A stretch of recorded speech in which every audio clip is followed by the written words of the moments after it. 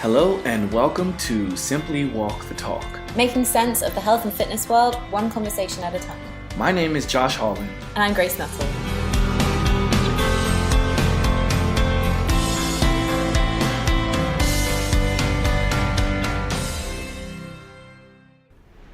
Hey, what's up, Grace? Hi, Josh. How you doing? I'm doing quite well. I'm in a vault with a large man that is. That's a really weird way to start a story. Just saying. So just a standard Monday evening, right? Just in a vault with a large man. Yeah, exactly. But hey, listen, I guess I can take care of myself, right? I should be able to.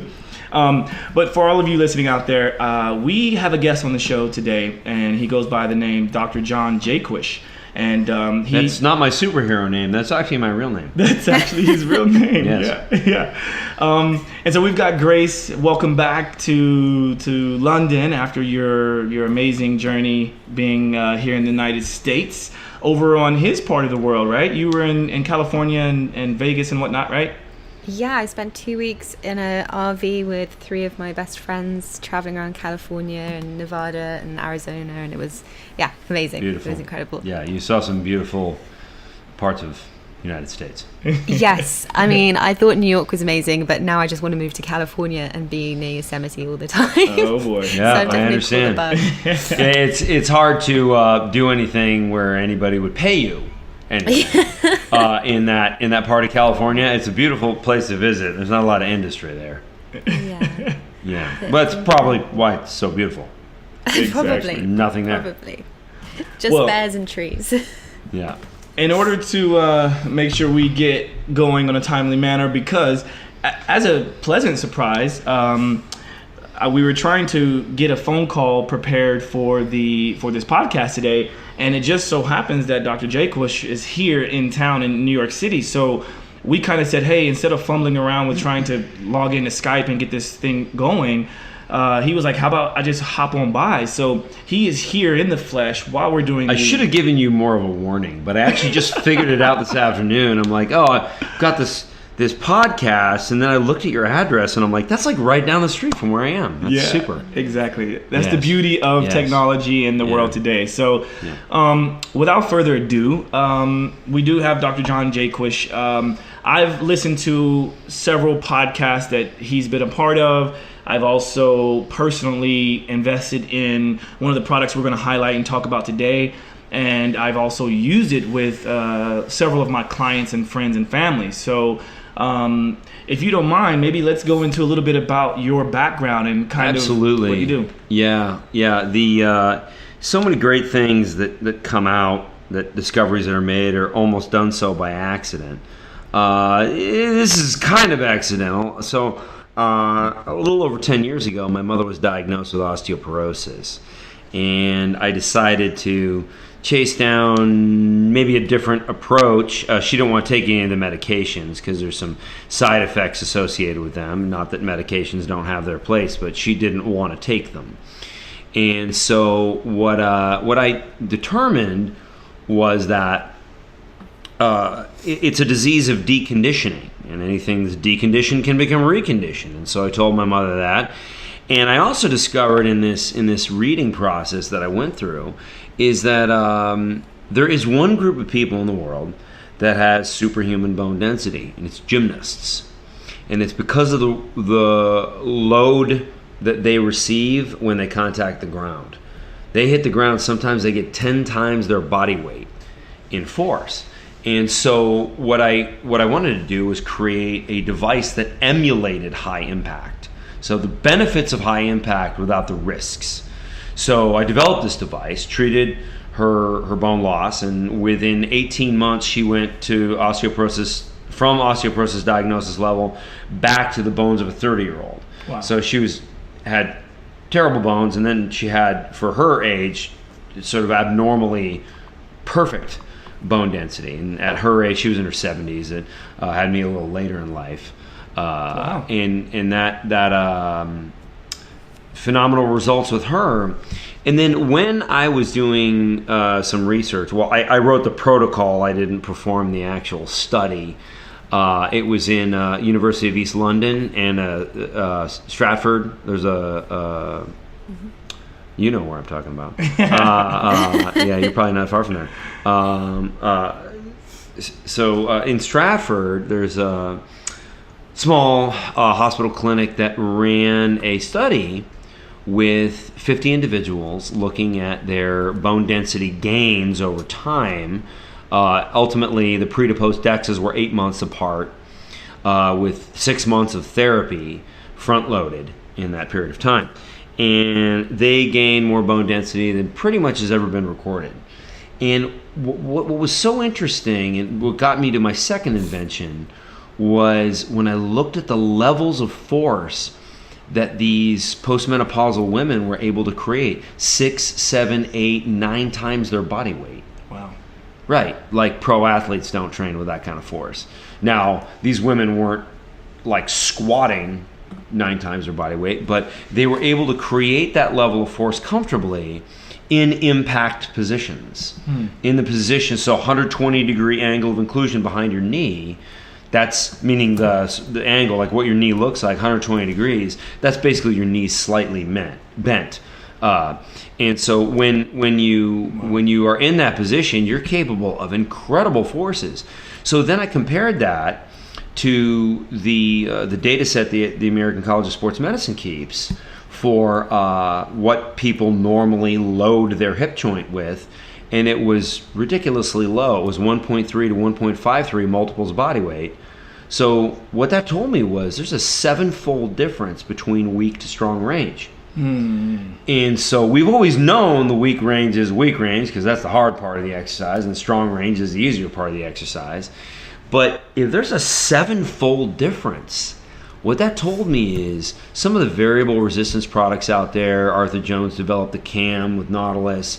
Westside Barbell is known for adding bands to weights and getting more stimulus that way. But the previous protocols were like, let's say for a bench press, you have X amount of weight on your chest, and at extension, you're 1.2X. And I said, no.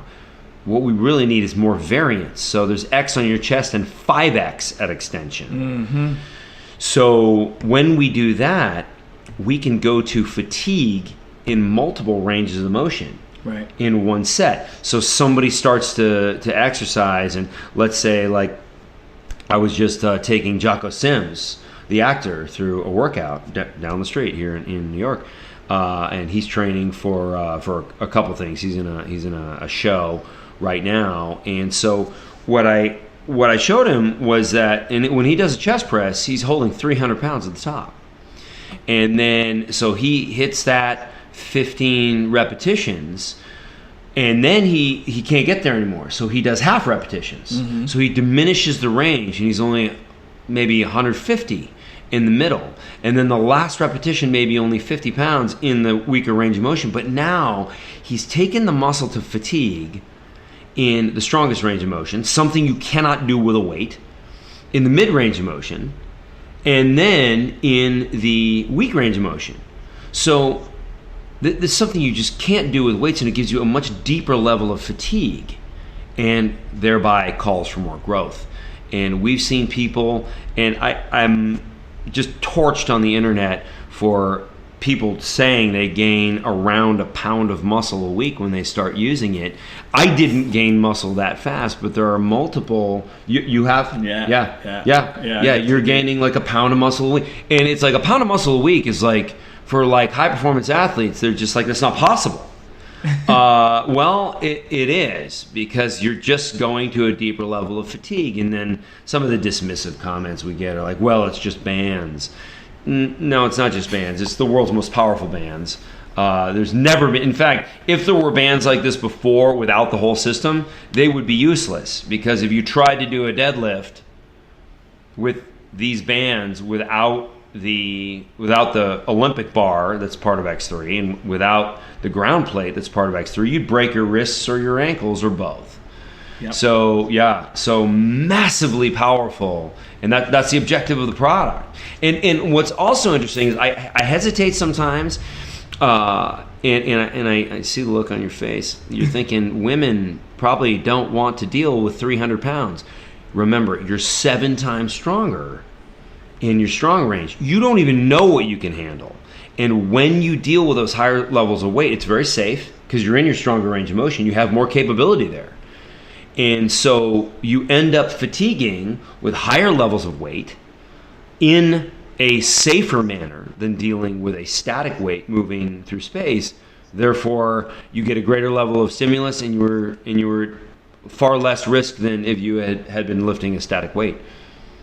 So for all the listeners out there, I want to make sure that they understand the way we understand this. But when you, like, if we were to give a couple examples of like the strong range versus the weak range in a squat versus a chest press, the strong range would be closer to the top, right? As in that when you limbs are almost straight. Exactly. Right. And this is why some people, like especially if you go and you do a CrossFit workout, you can probably lift 400 pounds off of the squat rack, right? Because you're barely bending your legs and using the powerful part of your hips.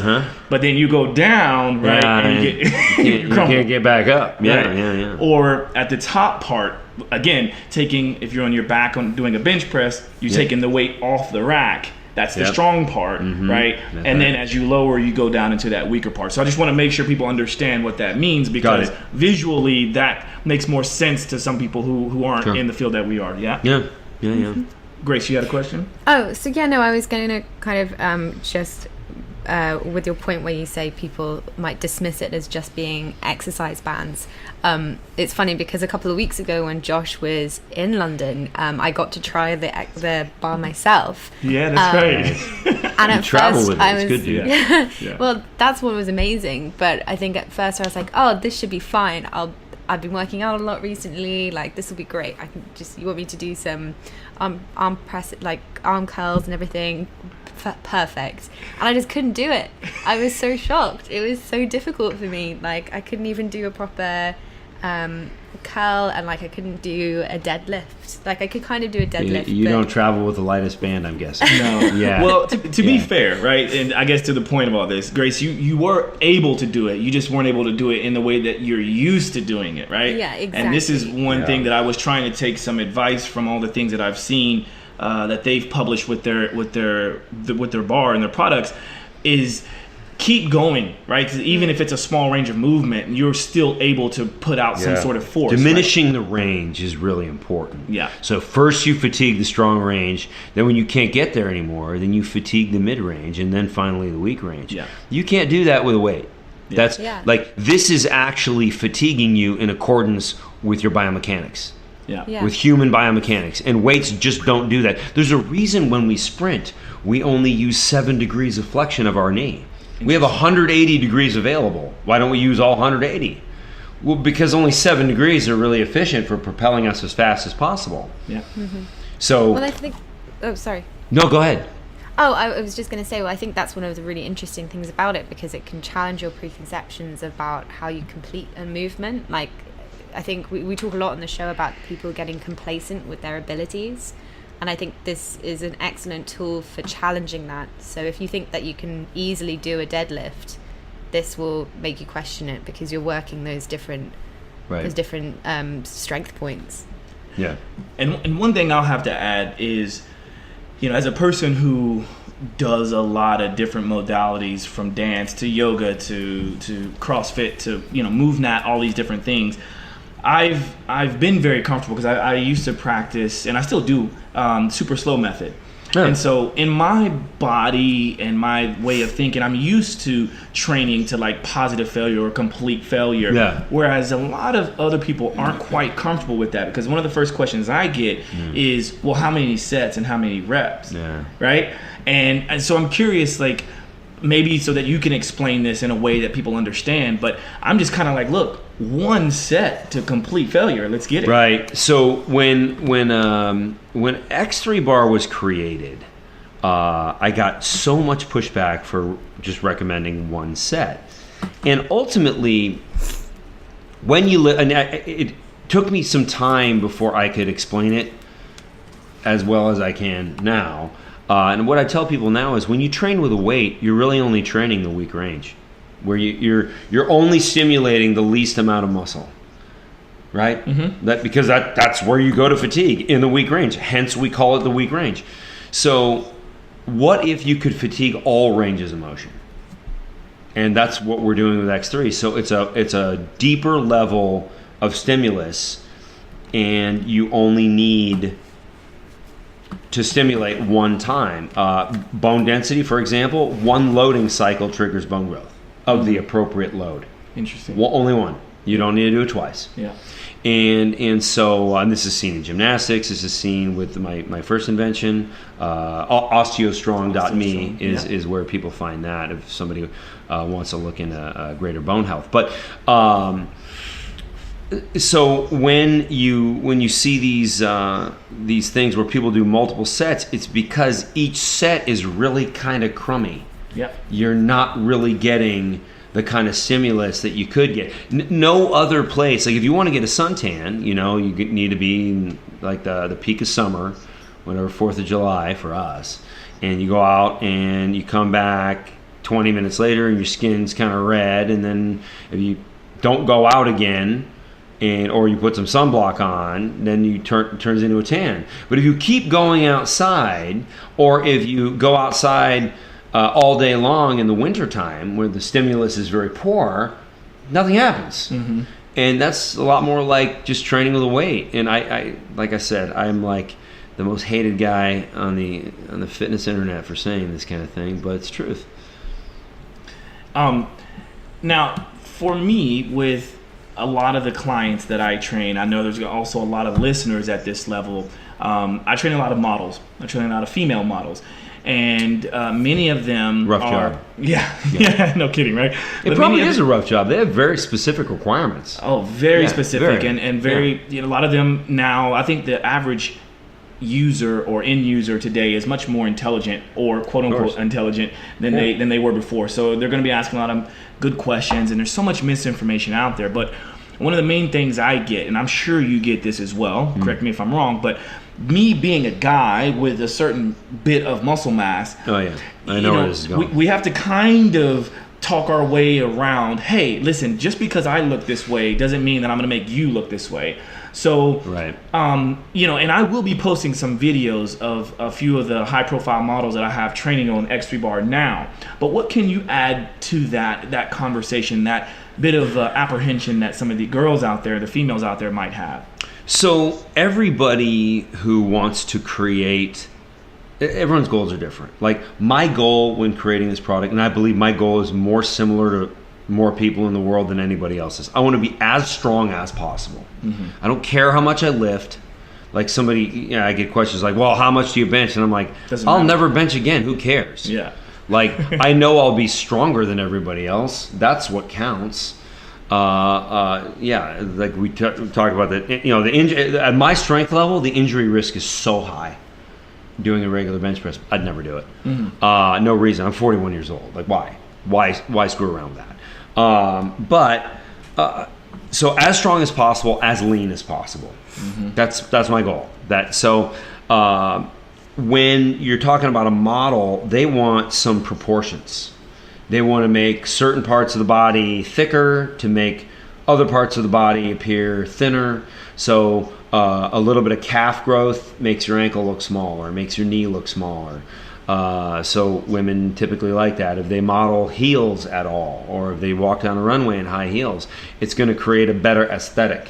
Women, I've noticed that a lot of women who do want the they call it long and lean look, they really benefit from making their hamstrings bigger because it stretches out the skin on the back of their legs and the appearance of cellulite goes away.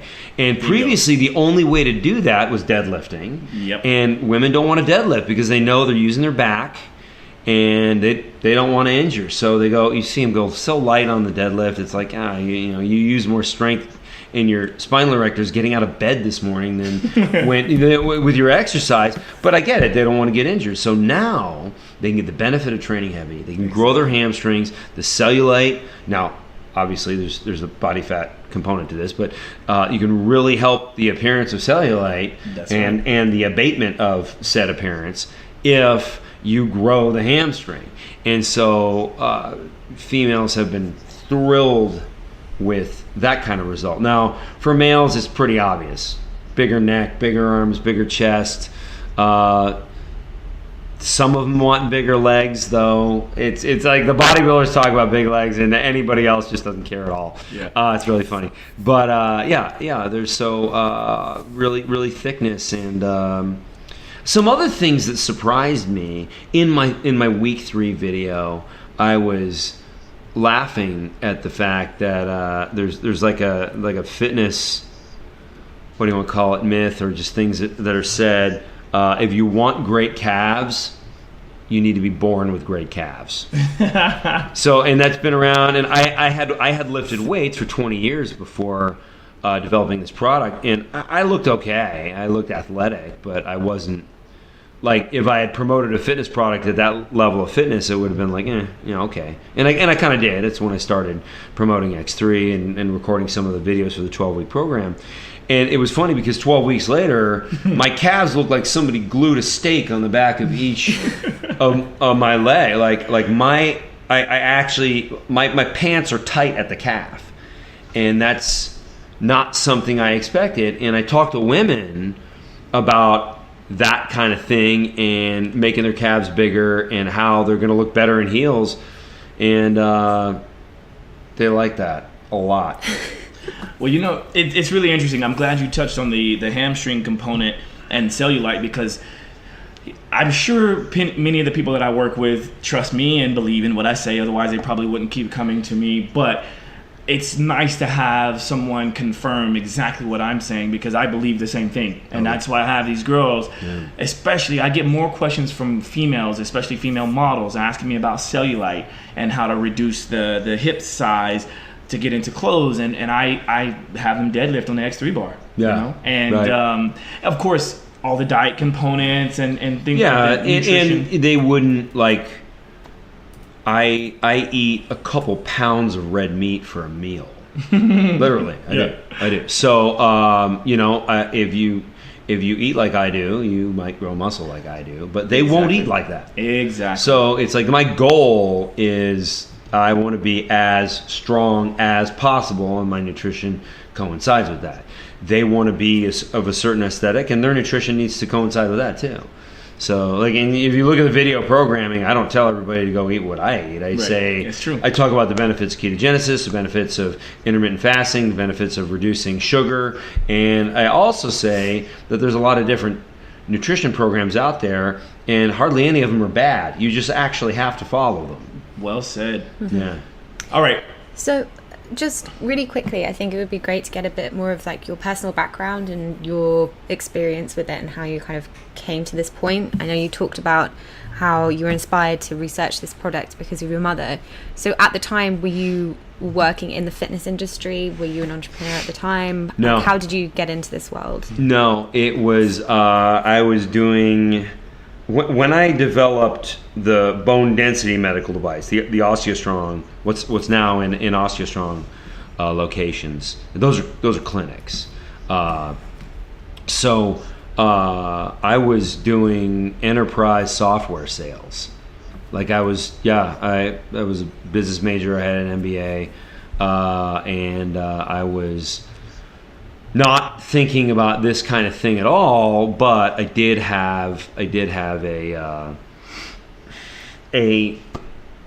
strong desire to learn more about the human body. I played rugby in university, and so I was an outside center, so I was a skinnier guy, which is, I mean, you're English, you know that. So the big guys on the outside center. So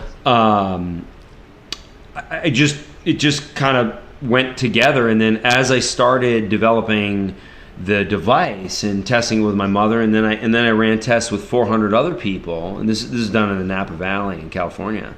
400 other people had a similar result. I published a book called Osteogenic Loading, which is on Amazon now. And by the way, I don't think anybody should read it. It's a very boring book. It's very boring. If you really want it's like a medical textbook. But it does document like the background of this. So if somebody who's listening, if your mother has osteoporosis or if you have a family member and you really want to learn everything about it, there's a lot in there. So so then I did that, and then it was only about 2 years ago that I came to the conclusion of X3. And whereas the medical devices for bone density, those are $100,000, but X3 is $499. Now they do different things. X3 is for really reshaping the body, whereas the other ones focus on bone density, but they use similar principles. And so that's just where I came from. And I ended up getting my PhD in biomedical engineering later on. So I invented the product, and then I found a university that would let me use that as my dissertation project. Awesome. Yeah, it was cool. So, noticing that we're kind of getting close to the tail end, I want to maybe approach the topic that I'm sure you get many questions about, which is the difference between this construct and other resistance band setups, but also the price point, because I know it's important. Oh yeah. People are trying to duplicate what you've done, and they're probably snapping bands and they're hurting their ankles and wrists. Yeah, every once in a while somebody says, "Well, I can just attach a band to a broom handle or something like that." Well, because of what we're capable of, and I mentioned you're 7 times more capable in the strong range. The issue there is, if you try to train with like a pipe or a wooden dowel rod or some of these other plastic handle solutions, they will shatter. They will be destroyed with this level of force. Now, of course, you can't find the bands that'll produce this level of force either. So everything in the package of the product, which is $499, people will say, well, I don't understand. There's band trainers out there for $40. Right, and they're great for like a rehab facility, like a physical therapy or physiotherapy where, Grace, you come from. But physiotherapists will use band training, but we're talking 20 pounds, 30 pounds. There's a company out there that changed their marketing to, like, they were saying something like 50 or 60 pounds, and all of a sudden they changed it to 300, and it was the same bands. And I thought, yeah, I'm sure it is 300 if you're 24 feet tall and you stretch the bands that far. But of course, the other parts wouldn't handle it either. So it's a combination of the most powerful latex bands in the world and an Olympic bar that manages those and protects your wrists from being damaged. And that the rotation in an Olympic bar is key in protecting your grip and your wrists, so that you really get an amazing exercise experience. And then there's a plate that you stand on that the band runs underneath to protect your ankles. So like anybody that says they train heavy with bands and they show me a picture and they're standing on the band, I know they don't. Yeah. Because if you're standing on it, it would break your ankle. If you're standing on it with both feet, break your ankle. Lateral force through the ankle. The ankle doesn't like lateral force. It's not built for that. So you need to protect the smaller joints in the body so that we can have those powerful. We can access those powerful forces and get a real training effect. Yeah. That's awesome. Well, I will say this. Unfortunately, our time is coming to an end, but I want to make sure that we get all the info out there to the listeners. Hopefully we can get you back on. I will be posting a lot more videos of my clients working with this, even myself. But also, I guess first let everyone know how they can find out more about X3 Bar. X3bar.com. It's pretty easy. Yeah. It's X3 Bar on Facebook, or we don't have an Instagram page, but I do. It's Dr. Jaquish. Spelled Jaquish. DrJaquish. And I'll be tagging and things like that for those of you that follow me. And we've also been told that we can offer $50 off for our listeners. So for the listeners listening now, that code is simply 50. Again, that is $50 off, and it's simply 50 at checkout. So, of course, if you have any questions and it's not working for you, just message me or message the kind folks at X3 Bar, and definitely stay tuned. Also, we will have mini setups here at the Gym 432 house in New York City. I'm sure there's going to be plenty of other locations that will be offering it, but if you guys happen to be in New York City at 55th and 6th, come by, check us out. And what is our usual thing that we do when we have a guest on, Grace? We have a couple of standard questions that we ask at the very end, just to get you to know. I was hoping spray me with champagne. Your background a bit more. And the first is just asking what your pet peeves are. You mean in life? Yeah, just any pet peeve in general, and maybe just give 2 quick ones since we're running on time. Probably just like ignorance on the internet. I feel like social media is like the global exchange of misinformation, be it fitness or political or economic or whatever. And I mean, what I'm doing makes a lot of sense, and I justify it with science. But I actually, can I use profanity on this show? I'm just quoting somebody. Okay. Yeah. So like I see I quit reading comments 6 months ago. I just have people do that and responding on our social media. But science is bullshit. I read that multiple times per day, at least once a day. Like the concept of science, and it's like, how do you respond to that? Right.